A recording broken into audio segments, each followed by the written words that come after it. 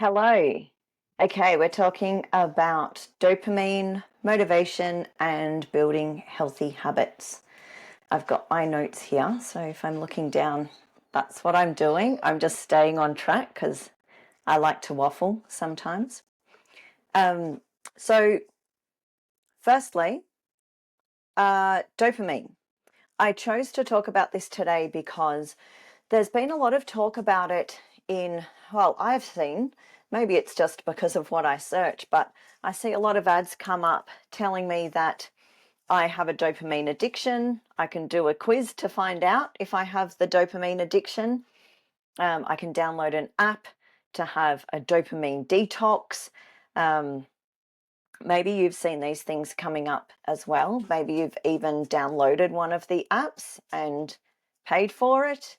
And then after a few days, you're not using it anymore. And then that just reinforces the belief that you have no motivation or you can't manage to build a habit for yourself. Um, but it it doesn't, it's not that you're a failure, it's just the chemistry. It's what your brain is made to do.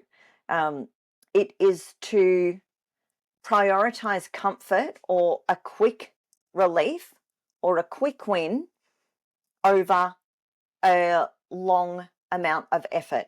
And if you think back to caveman days, that made sense. We want to conserve our energy. We still have that in our brain.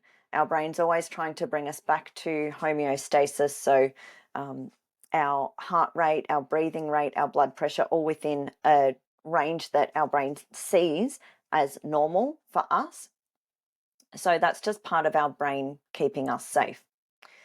So, dopamine, if you are unaware, is the motivation chemical, not so much the happy chemical. It's the one that gives you drive, it's the one that makes you want to pursue or chase your goals, whatever that might be. So, for instance, dopamine is something that would help us survive by pushing us to seek food or shelter or safety or water back in when we go back to caveman days, which I was mentioning before. So, research shows that dopamine release often spikes more or as much in anticipation of a reward as much as during the reward itself. For example, we people have found out that the brain releases sometimes more dopamine when anticipating sex, food, or pleasurable activities or events as it does during the activity, which explains why we often will feel drawn towards an activity and feel excited about it before it happens, sometimes more so than when we're actually doing the activity. So it can be a powerful tool for you to use, but it can also lead to behavior like doom scrolling or binge eating. So I mentioned before that dopamine is the drive chemical, not so much the happy chemical, whereas serotonin is more the happy chemical. So serotonin is what makes you happy in the moment. You might be happy reading a book, say, and you might have quite high serotonin at that time because you're content sitting there reading your book. You don't have much motivation to move and do anything else. So when dopamine is elevated, serotonin lowers because it comes from a wanting to do something.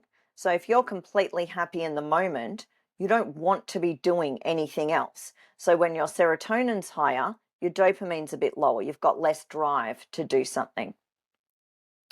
So serotonin, yes, is more about feeling safe, stable, and connected.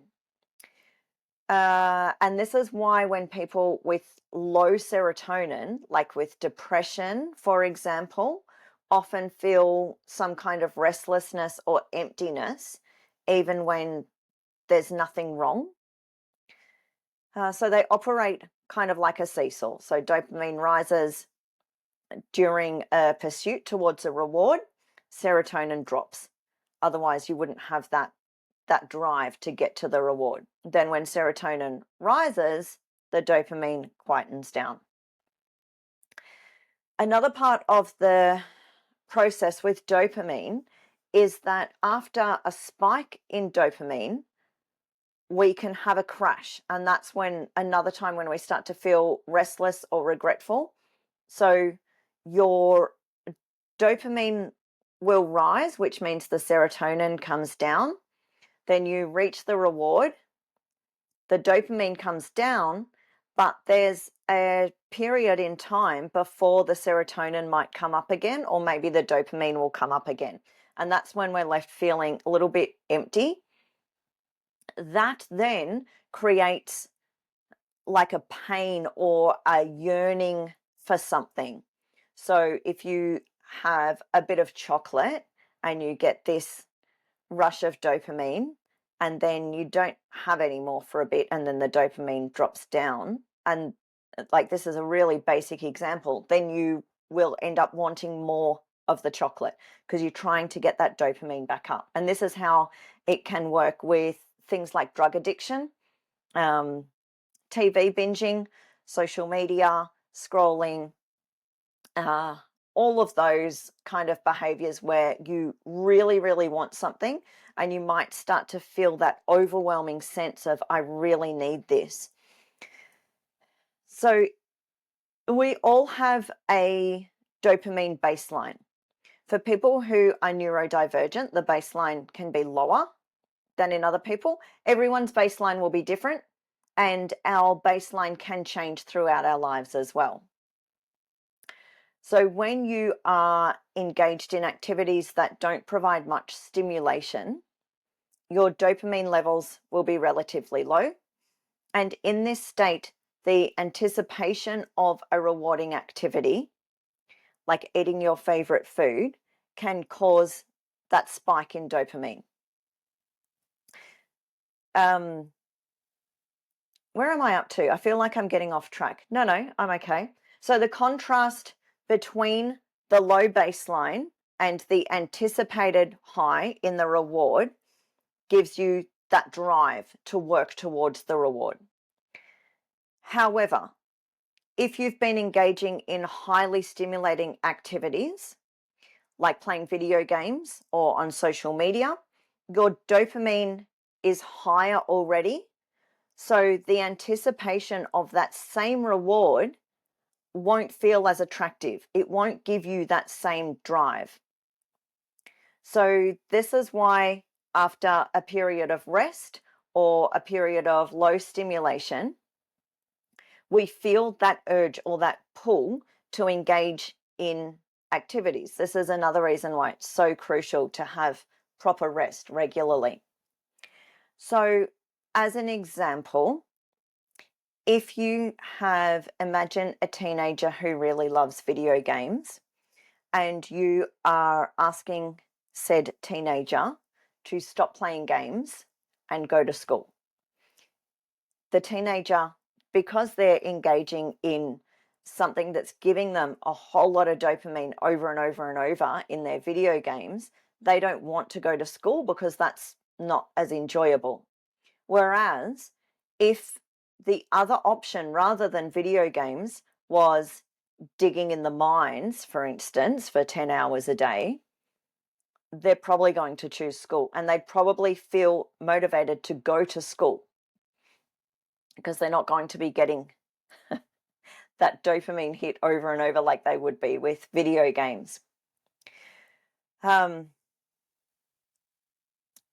Yes, so when you get the dopamine hit, say you've reached a goal or someone gives you some praise or you eat a sugary food, you get that spike and then you get the dip. So dopamine rises. I'm repeating myself a little bit here. I just want to make sure that you've got the right idea. Dopamine rises from something exciting. You feel motivated, energized, driven. Serotonin falls. Then you reach your goal, the dopamine crashes, the serotonin takes a little while to come back up again, and in that spot is when you are feeling that emptiness or that restlessness or that pull towards doing the high dopamine activity again. Things like chronic stress, addiction, trauma, reduce that baseline. So in the sense of drug addiction, and I know this is an extreme example, if someone takes a drug, they get that hit of dopamine. For instance, cocaine has been shown to raise your dopamine levels by, it was either 2.5 or 3.5 times. It's quite significantly. Then you get the drop in dopamine because the cocaine's worn off, and people get that longing or that yearning. Oh, I've got a fly hanging around me. Bung off. That yearning for the dopamine hit again. So they go back. But the next time they need more cocaine to get that same buzz. And that gets higher and higher and higher. And gradually they just don't even start to enjoy the cocaine anymore, but they're still getting that pain loop. So they're still going back to it. And then their dopamine baseline is getting lower and lower and lower. So we see that pattern, that's what keeps us coming back for another bite of chocolate or another glass of wine, whatever it is, another hit on the pokies, a slap. That's what they call it, isn't it? Going for a slap on the pokies. Whatever it is, this is the cycle that happens. So if we're constantly chasing these high dopamine activities, we get in this cycle where the dopamine is quite unstable because it's always rising and crashing. And serotonin doesn't get a chance to keep you in that happy place in the middle where you're just content to be, because we all need that moment where we're just content to be doing whatever it is that we're doing. That's where we get our rest. So that's often the emotional flat line that people will describe after some kind of overstimulation. It's just that's how the chemicals are in your brain at the moment. So understanding that can help us in structuring our activities. One example might be to alternate tasks between low stimulation tasks and rewarding activities, and that can help maintain your motivation or your drive throughout the day. Being aware of how activities affect your dopamine baseline. So I have found recently that when I have a long day of face-to-face with people, whether it be social or whether it be work or getting about doing tasks or shopping, something like that, when I come home, I want to eat the entire contents of our pantry because I've had that hit after hit after hit of dopamine, and I'm socially depleted, and I just want something to fill that gap. Now that I know this, and it's taken me, 43 years to figure this out, now that I know this, I can figure out another way that might be, if you're happy emptying the contents of the pantry into your stomach, then go for it. That doesn't lead me towards my goal. So I know that that's something that I want to change. So now I get to find other activities that will give me that same feeling of comfort, like reading a book, having a cup of tea. Sometimes I've been socially engaged all day, but I have been sitting still. So in that case, some movement might be what I need. As long as it's not with people, that's fine. I hope you can't hear my son revving his car just outside. I don't know what he's doing, but probably something I don't want to know about either. Where are we up to? Mindful engagement. So that's mindful engagement. Finding something that we can engage with and it's going to take our focus, not necessarily something that's going to give us that hit of dopamine. So in this case, we're focusing on the serotonin and just being happy in the moment. Anticipation as a tool. So we can draw out that anticipation if we're looking forward to something. We can, now this is where there's a difference between leveraging the anticipation and using the dopamine hit as a reward. And the difference might be as subtle as just telling yourself it's a different thing. We don't want to be using that thing as a reward, but we can say, I'm going to just relish in this anticipation for a while. And while I think about doing that thing, I'm going to just reply to this email that I've been putting off, or quickly vacuum the floor, whatever it is that we're not wanting to do. And we can have that anticipation for the thing that we really want. So I've just touched on rewards quickly. I'm just mindful of not getting off track because we're up to 17 minutes already. We don't want to go for too long. So rewards. When you get a reward every time you do something, your brain predicts that you're getting a dopamine hit, because you can't trick your own brain, really. Like if you've planned a reward for yourself, you know you're going to get that reward, right? And it starts to feel less and less exciting over time. So, like I mentioned with the cocaine, you get less of a dopamine spike from that same reward each time. And then over time, you need more and more of that reward. So it's not dopamine addiction as such. It's more of a dopamine adapting to the dopamine, a dopamine adaptation. There we go. Because you're predicting the reward. So this is how people build more of a tolerance to things like caffeine, alcohol, sugar. If you eat something that's quite sweet and you go, oh, that tastes really nice, then you eat something that is sweeter, then you go back to the first thing that's not going to taste very sweet after the sweeter thing. So you're adapting to that level of sweetness, for example. Okay, sorry, blip in the recording there.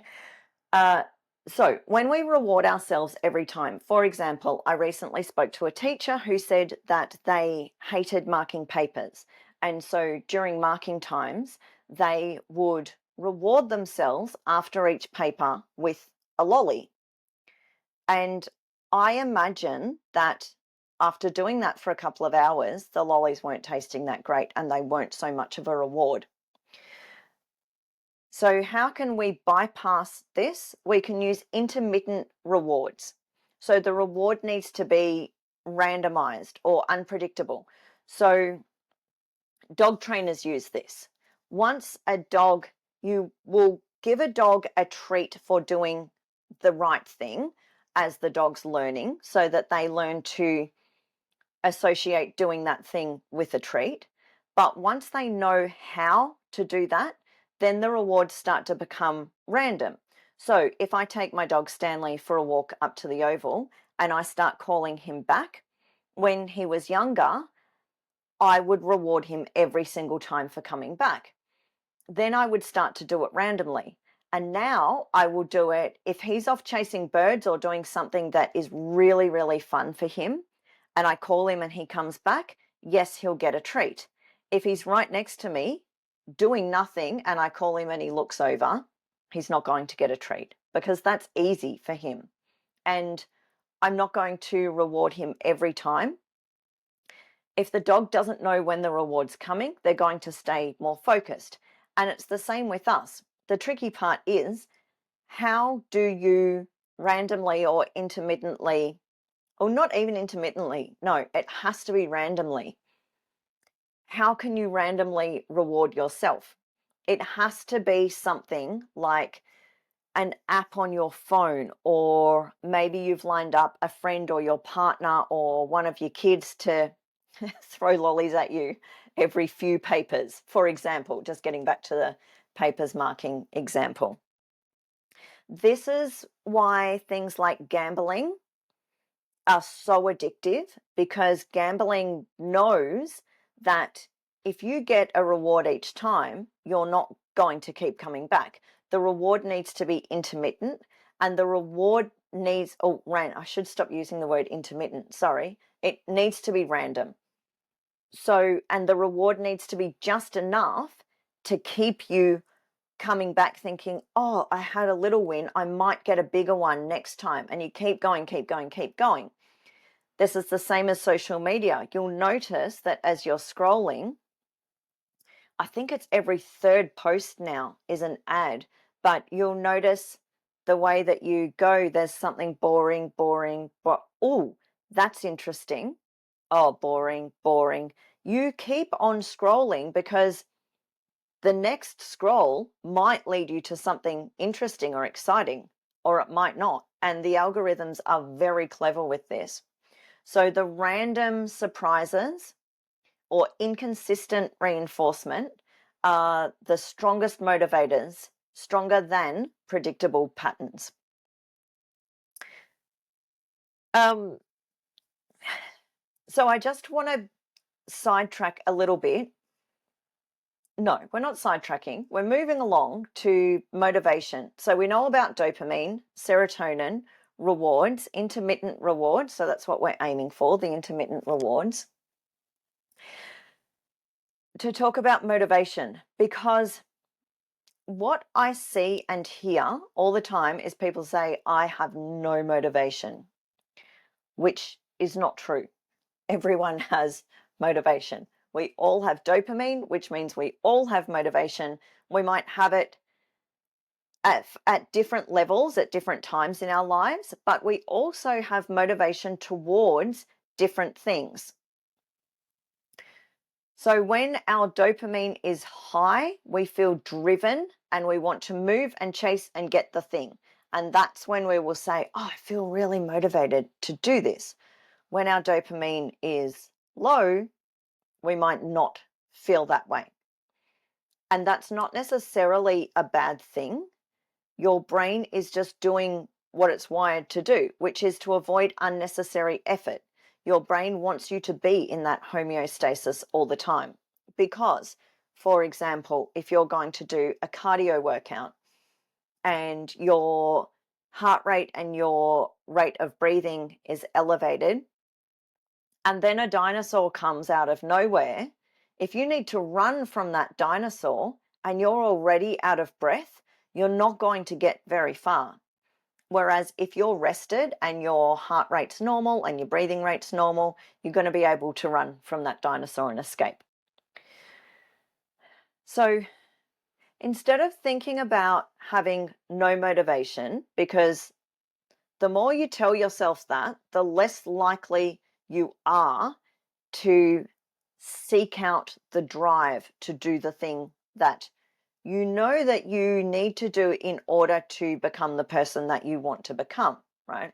So you don't have no motivation, you have competing motivations. So maybe you want to go for a walk, but you want to stay warm and scroll on your phone more than you want to go for that walk. Or you do want to go and prep your lunches for the week, but you want to sit on the couch with a glass of wine more. So you're not unmotivated. You're just in more of the contented phase where, remember, the serotonin's higher than in the dopamine phase where you're like, okay, let's go do something hard. That's why the hard thing feels like too much effort. So you do have motivation. You have motivation to sit on the couch and drink the glass of wine. Or you have motivation to watch Netflix. It's just a competing motivation because you want this thing, but your subconscious brain knows that this thing is going to keep your body in homeostasis. So at this point, it's important to demoralize motivation altogether. Having motivation for one thing over another isn't laziness. What we can do in this situation, rather than saying, I'm so lazy, I have no motivation, we can name the thing. I want to go for a walk because I know that that will lead me closer to my goals, which are this, this, this. We need to make sure our goals are value aligned, which we'll talk about at another time. And I'm really enjoying sitting on the couch watching Netflix. Or for me, actually, funny enough, it is writing notes for things like podcasts or the course I'm creating at the moment. I love doing that stuff. So I know once I'm on the computer, it's going to be quite hard for me to then get up and go and do a workout. And I have a workaround that at the moment, which is working really well. But I know in the past that as much as I know, I really want to go and do a workout because I've got goals. And I know that doing the workout is the only thing that's going to get me closer to those goals. But I'm so motivated to write out this course at the moment. It's not that I have no motivation or that I'm lazy. It's that my motivation is on something else. So naming it, that's where I was. I interrupted myself. Naming it and then just leave it there. Just name it. I want to go for a walk because I know that that's going to lead me closer to XYZ. Also, I'm really happy sitting here watching Netflix. Cool. Then the next step, once you've practiced that, not straight away, we need to practice this first. Then we can think, and I don't mean practice it once or twice, I mean, a couple of weeks. Once you get used to naming it and letting go of the morality that you may have attached to it, if you haven't, that's very good. Then we can do a small version of it anyway. I don't feel like going for a walk. I'm going to go and do it anyway. Cool. Or I don't feel like going for a walk, so I'll just go to the end of the street and back. Because chances are if you get to the end of the street, you're going to keep going. Once you've got your shoes on, your jacket, if you need it, whatever, sunglasses, you've got out the door, you've got to the end of the street, you'll probably keep going because walks are enjoyable. I think so. Anyway. Cues. What did I write about cues? Sometimes I write these notes and then I come back to them and go, what was I going to say about that? I've got no idea. Cues. Okay. Cues are really easy. Cues are a great way to create a habit or an association. I was at the movies a while ago with a friend, and this friend is very polite. She does not like upsetting people at all. I mean, either do I, but probably she feels it a bit more than I do. On the other side of this friend was a lady, and throughout the first probably 45 minutes of the movie, this was a long movie, by the way, it was 3.5 hours, this lady's phone kept making this, I don't know what phone it wasn't an iPhone. It was a really annoying noise. It must have been a message or messenger or something. And the first couple of times was like, oh no, she's forgotten to put her phone on silent. Okay. Oh, what? She still hasn't put her phone on silent. Well, hopefully she has now. And then it kept going, and it got to the point where I leaned over and said, excuse me, could you put your phone on silent, please? It's very annoying.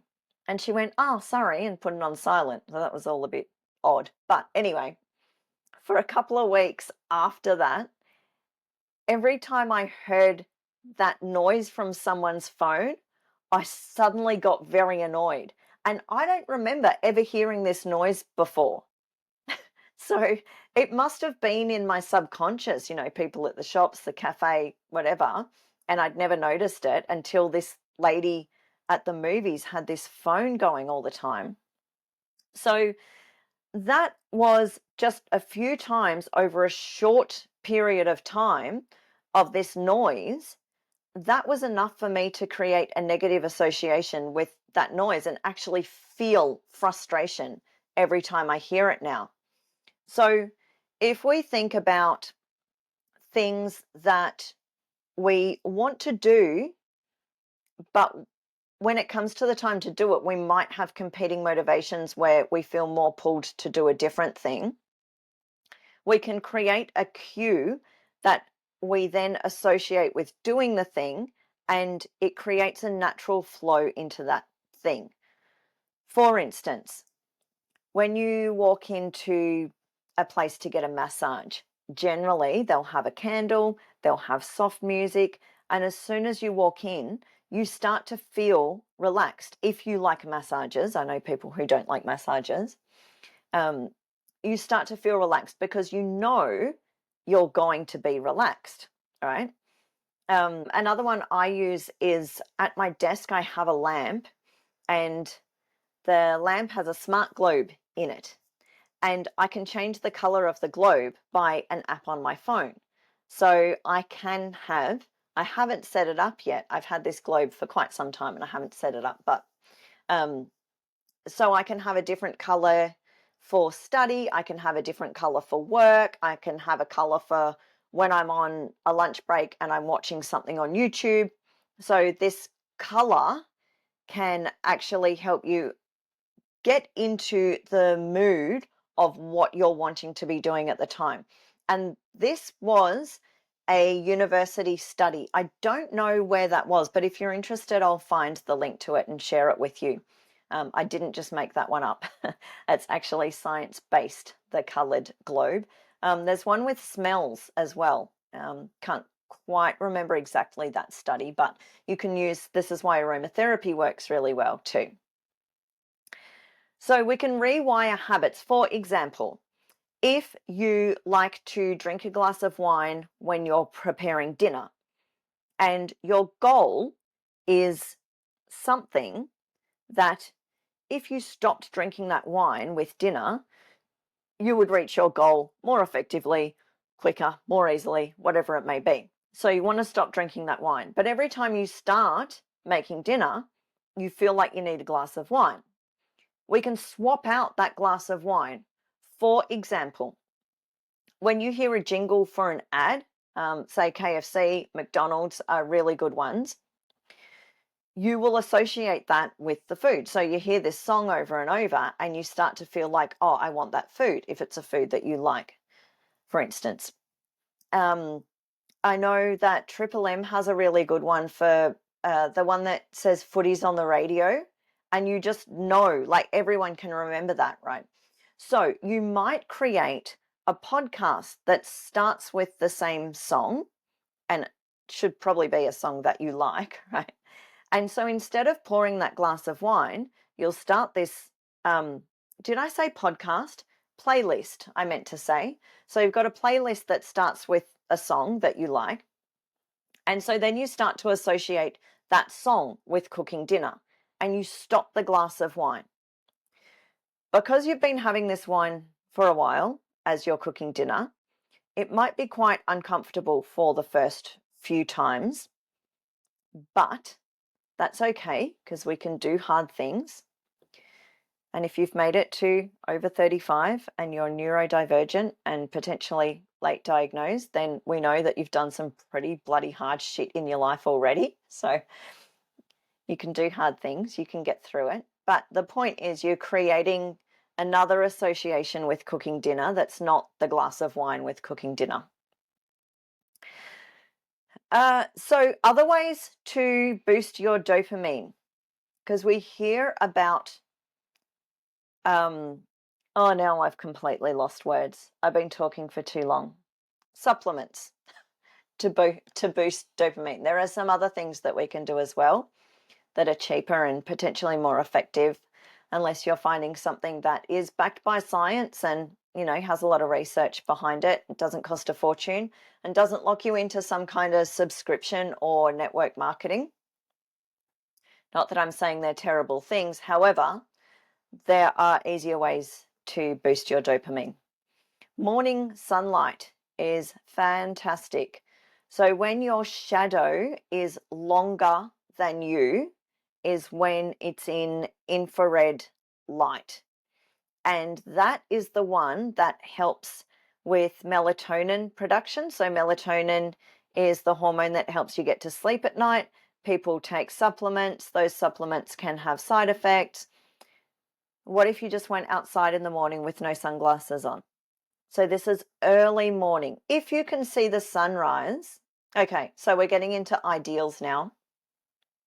Ideally, you'll see the sunrise over the horizon with no sunglasses on every morning. And in the real world, where we can't always do that every day, because we don't all live on giant properties where we can see the horizon, and we can't all go outside at sunrise, getting out as early as you can with no sunglasses. Don't stare at the sun, but just make sure that you're getting sunlight in your eyes. That will give you a natural dopamine boost. Cold exposure. This is so interesting. So, cold exposure. Remember earlier I said that cocaine elevates your dopamine by, and I can't remember the number. It's either 2.5 or 3.5. That I definitely know. Whatever it is, cold exposure, as in ice baths or even a cold shower, as long as it's at a point where you're uncomfortable, elevates your dopamine as much as the cocaine, which is fascinating, I think. The difference is that when with the cocaine, when you have that sudden crash in dopamine, with the cold exposure, it can last around 3 hours and it tapers off gradually. So it's much different. So if you have something, just to note, with the tolerance, this can also happen with the cold exposure. So if you're doing it every single morning, you're not going to get that same effect. However, there are other benefits to cold exposure, not just that. So I'm not telling you to not do it every day, just so that you're aware that that you won't keep getting that same dopamine spike if you keep on doing it every day. There's some, and we'll get into it another day, but there's research from Dr. Stacey Sims about women and cold exposure, and women, to get the same benefit as men, we only need to go to about 14 to 16 degrees Celsius. So a cold shower is enough. We don't have to go into ice baths and things like that.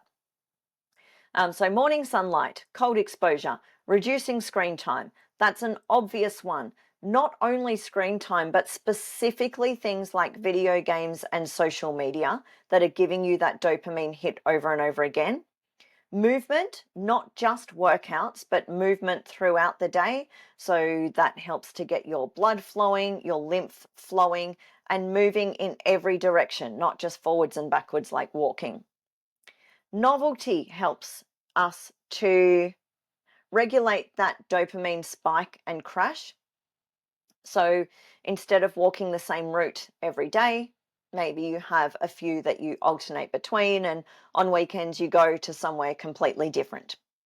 For example, when it comes to workouts, we do need novelty. However, we also need repetition. We need to be doing the same movement over and over again to build strength in that movement. So we need to have a balance there with repetition and novelty. Rest and sleep. Obviously, rest and sleep. I shouldn't say obviously, it might not be obvious to everyone. Rest and sleep helps pretty much everything. Our body needs rest in order to replenish and function properly the next day. And connection with humans. Even though I just talked about being socially depleted, we do need connection with humans and that community. So if you can, get up before sunrise, go to the beach with a group of friends and no screens, go to a different beach each time, watch the sunrise over the horizon, and then have a cold plunge, but not every morning, only intermittently, and then rest and sleep for long enough in between then, you will be nailing your dopamine. I know that's not possible for everyone, or probably anyone, but there we go. There's some goals. Maybe you can do it once or twice a year. The last point I want to get to What time are we up to? 41 minutes, sorry. I wanted to keep this under half an hour, but there you go. If you're still here, thank you. What did I just say? Finding joy in the effort. Not sure if I said that or just read it. If you only do something for the reward at the end, your motivation will decrease over time to do that thing, because remember that the reward becomes less and less of a reward each time. So the key is not to change the reward, because the same concept, a reward's coming at the end. So we have those random rewards we can have, but the key is to find enjoyment in the challenging parts themselves. For example, finding parts in your workout that you enjoy and they're hard. So you then will start to get that dopamine release from doing something hard. The cool thing is that the more you do something hard, not only does that hard thing become easier, but all the other hard things become easier. You become more resilient to dealing with hard things. So there we go. To summarize, dopamine is our drive. Serotonin is our happy place. When one goes up, the other goes down. When dopamine goes up, it then comes down, and we have a lapse in time before serotonin comes back up again. You always have motivation. You might just have motivation for one thing rather than the other thing. And we have those tools, which I might put on a PDF for you so that you have them in front of you. So if you have questions, please type them in. I have some that have been sent already, so I'm going to start on them while you think about yours. All right, here we are. What do I do if I know a walk will help, but I can't get started? We spoke about that already. So we can think about, what am I feeling motivated to do? If I'm not feeling motivated towards the walk, what am I feeling motivated to do? Okay, cool. What's a smaller version of the walk that I can do anyway? Remember that your feelings don't always have to dictate your actions. So if you're feeling very angry with someone and you want to punch them in the throat, you don't have to punch them in the throat. If you're feeling very content lying on the couch watching Netflix, you don't have to continue to lie on the couch watching Netflix. You can get up and go for a walk, or cook your dinner, or do the vacuuming, or whatever it is. I'm not going to say that it will be easy, and sometimes it will be very, very difficult. But what is one small thing? Can you get up and get the vacuum cleaner out and put it in the room that needs to be vacuumed, so that in your next micro burst of motivation, you can go and vacuum half the room? The vacuum's already there. You've taken down that barrier. For instance, if you know a walk will help, but you can't get started, is there something else that will help? Is there some movement that you can do? I don't know, like, are you sitting at your desk when this happens? Can you get up and do some movement at your desk instead? Can you do some star jumps or something else? If you don't want to go for a walk, does it have to be a walk? Is there a reason you need to go for a walk? Another thing, find the joy in the walk. So have a goal. I'm going to take 5 photos of really nice looking flowers on my walk. Then you've got a secondary purpose for going.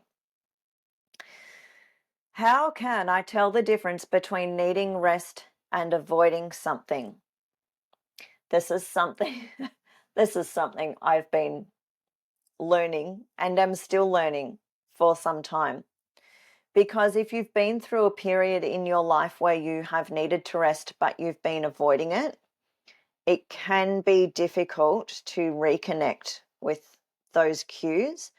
And if you've been going through a period of life where you've been resting more than what you have needed to, it also can be difficult.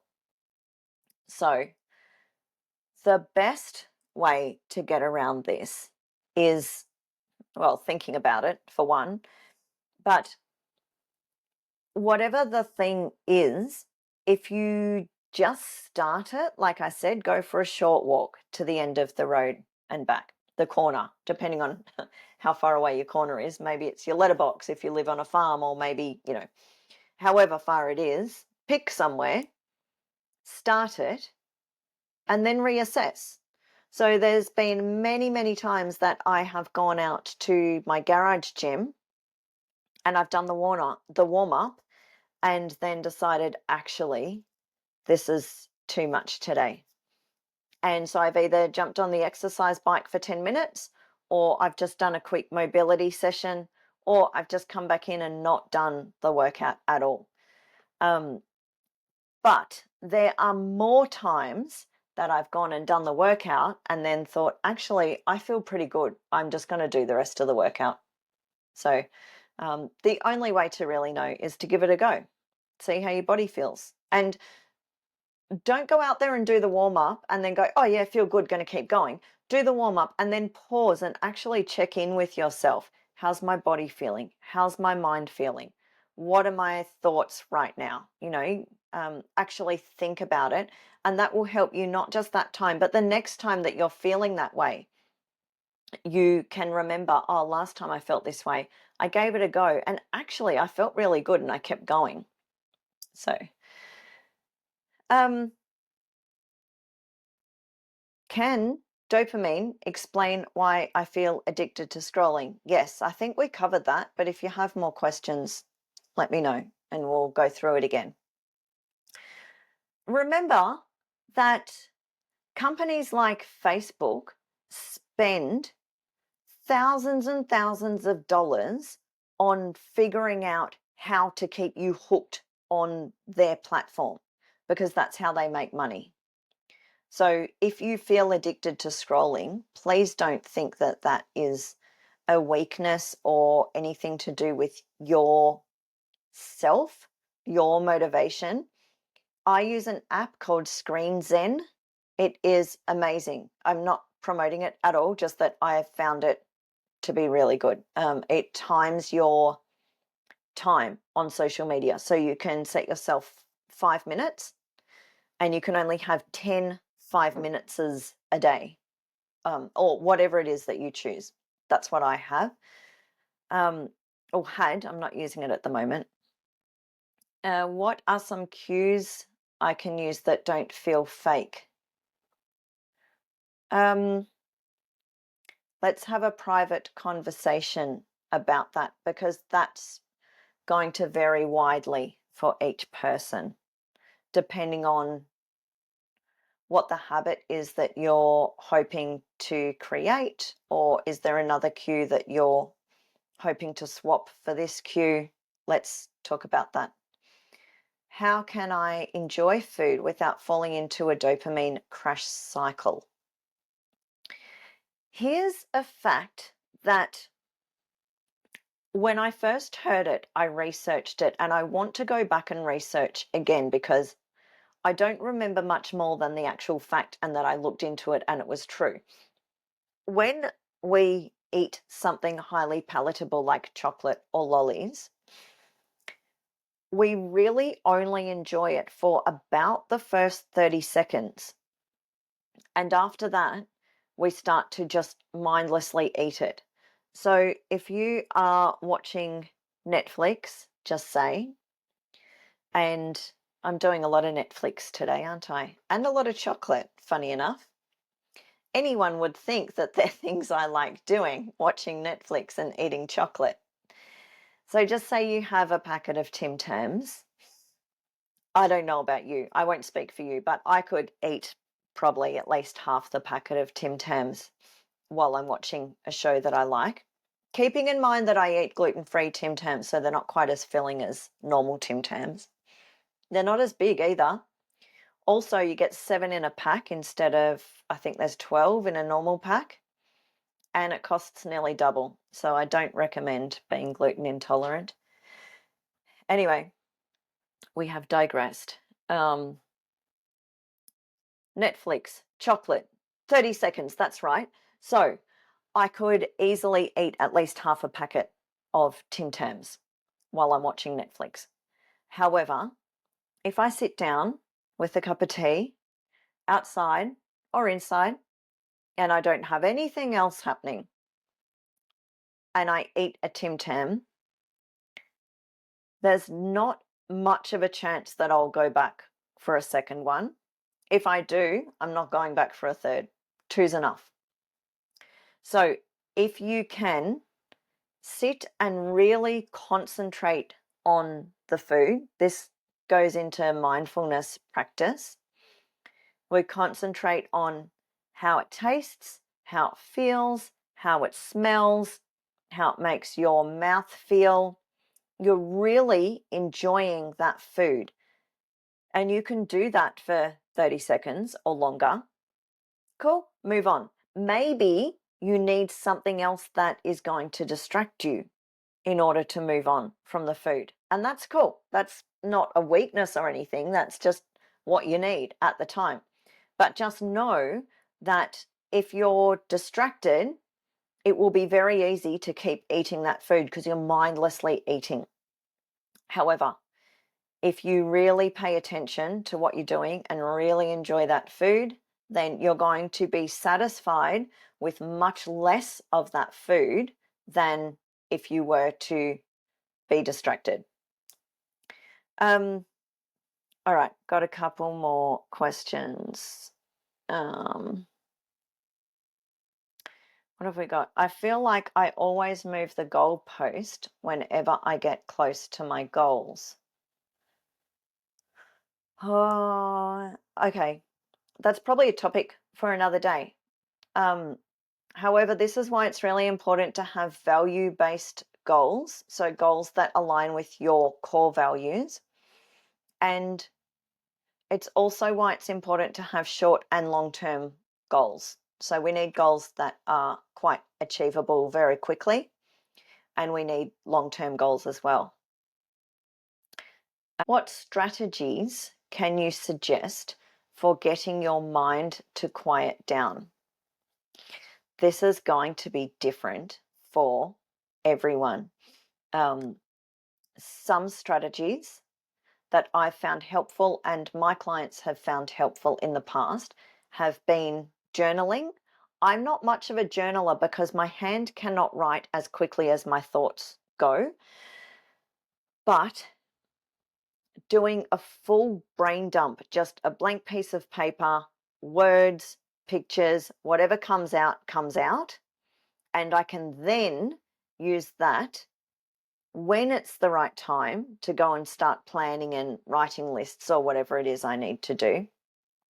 Music is amazing. Surprisingly, putting your face into cold water, ideally your whole head, but your face is okay if you don't want to get your hair wet. Putting your face into cold water can help to quieten your mind. That's quite effective. And it depends what's going on, like, do we want a short-term or a long-term solution? Because these are going to be different as well. A long-term solution, maybe you've got too much on. Like, what is there that you can let go of? Oh, actually, there's another one.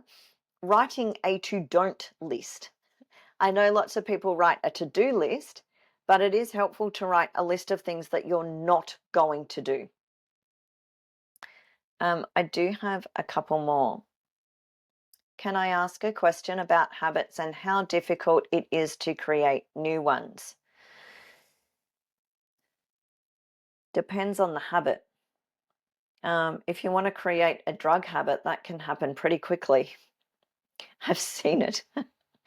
And this whole thing that goes around about how it takes 21 days to make or break a habit is absolute bullshit. I don't know who came up with that or why. If you find out, let me know because I'd like to have words with them at the least. Depends on the habit.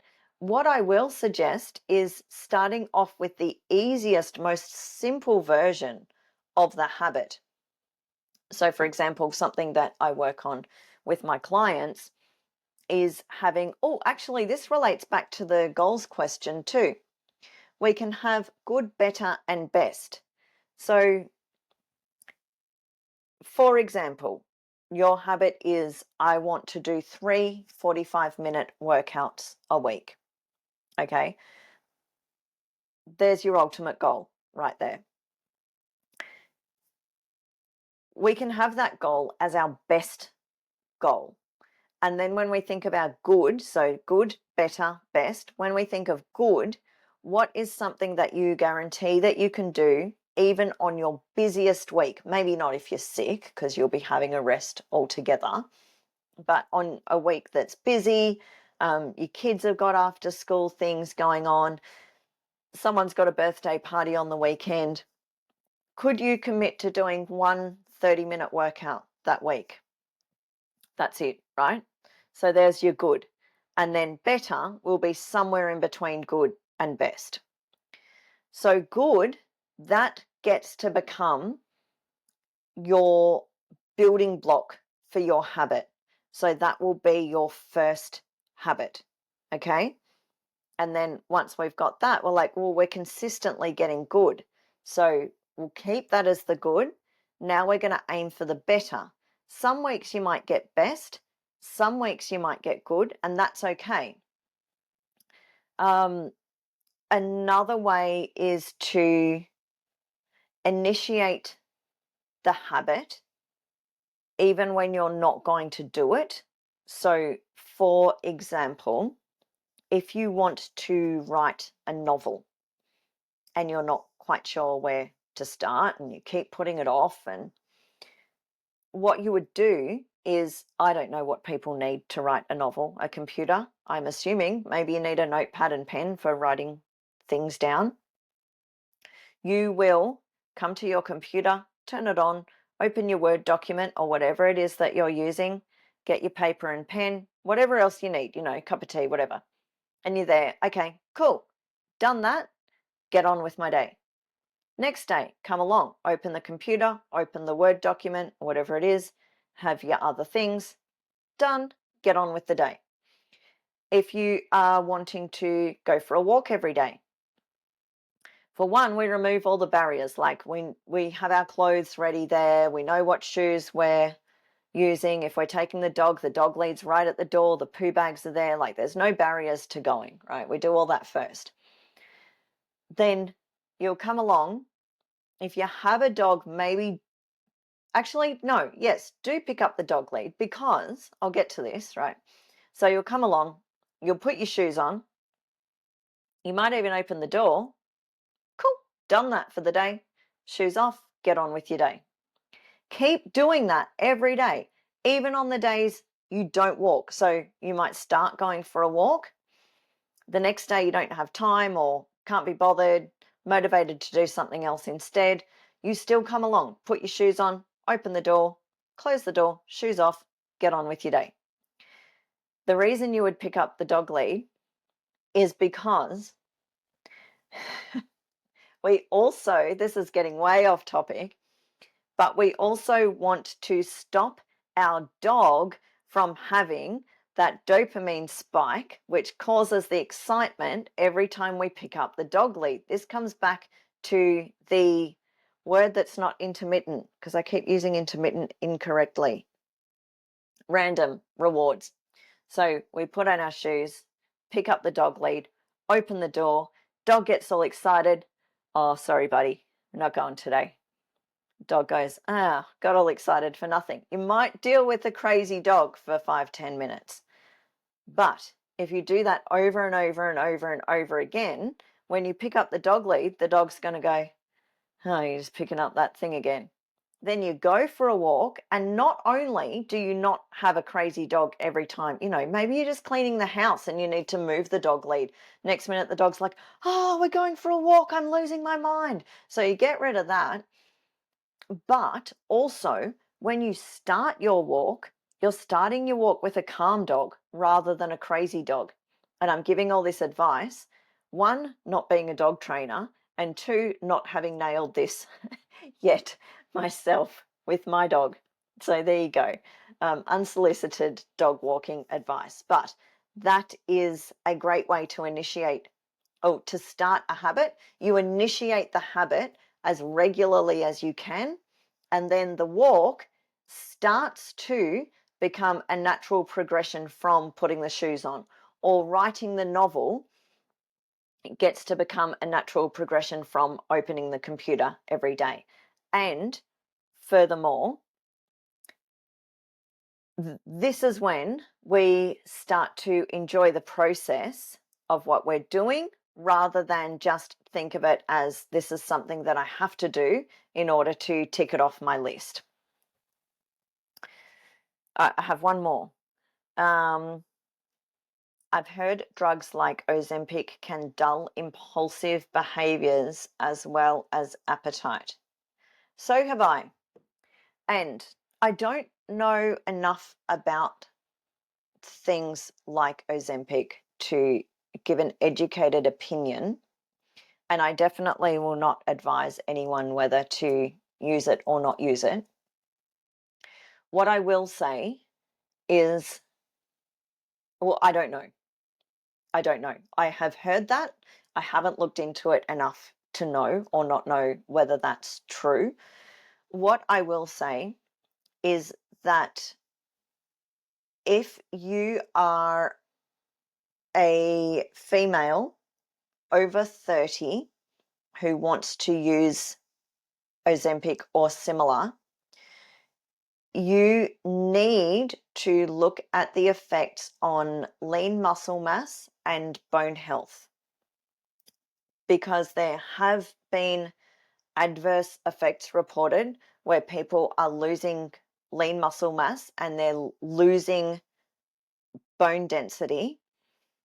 And these are things that are really hard to maintain, let alone build more of, after we're about 30 to 35.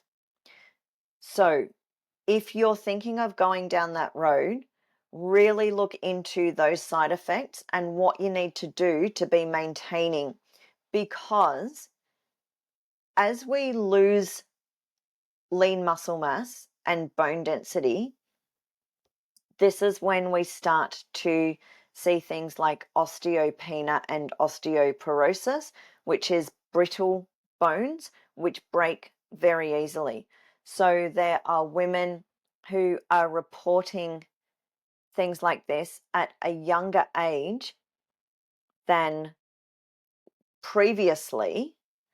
And another thing that contributes to this, sorry, there's a lot of thoughts going through my head. That's why I'm talking so slowly, because I'm trying to sort them as I talk so that the right thought comes out in the right order.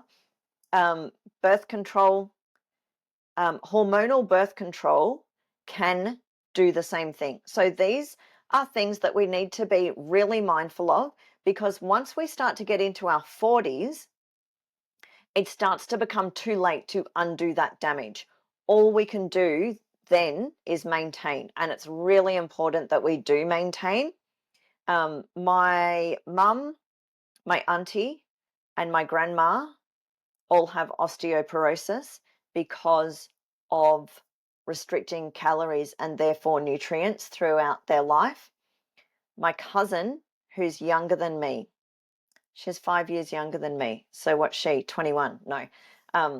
Late 30s, has osteopenia for the same reason. So it's not something that we might have to deal with in our 80s. If we're not looking after our lean muscle mass and our bone health, it's something that we're going to have to deal with much, much sooner. So my mum and my auntie, don't know about my cousin, have injections every 6 months, which helps to strengthen their bones. They're painful, they're very expensive, and they are only subsidized by Medicare after you turn, I think it's 70. So that means that my mum and my auntie are having to pay for these injections because they have osteoporosis at a younger age than what is thought typical. So that is something. And also just being mindful that you're not thinking of it as a quick fix, because you still need to do the physical work regarding everything I just said, and you still need to do the psychological work, because why are you wanting to take this? And the person who asked this, I'm not saying that you are wanting to take it, but if someone is thinking of going down that road, you need to think about why you're wanting to, what's the motivation for it, and what are the things that you feel that you can't change without it, and is this actually going to change it? Because I would hate to see someone use something like this, see the side effects, and then put the weight back on anyway. I hope all of that makes sense. And I say all of that with no judgment. I say that from a place of caring that you think about this from every angle before you do something that may have side effects that aren't reversible. So that is it. That went for more than double the time I anticipated. So if you have listened to my whole rant, thank you. If any of it resonated with you and you want support building habits that feel good, particularly if you're experiencing low motivation to do so, I would love to have a chat. You can find me on Instagram or TikTok as ellendooley.coaching, or leave a comment. Let me know if anything interested you, if you'd like me to speak on a particular topic in future. And if you are in my coaching group, if you have more questions, we can chat about this at another time.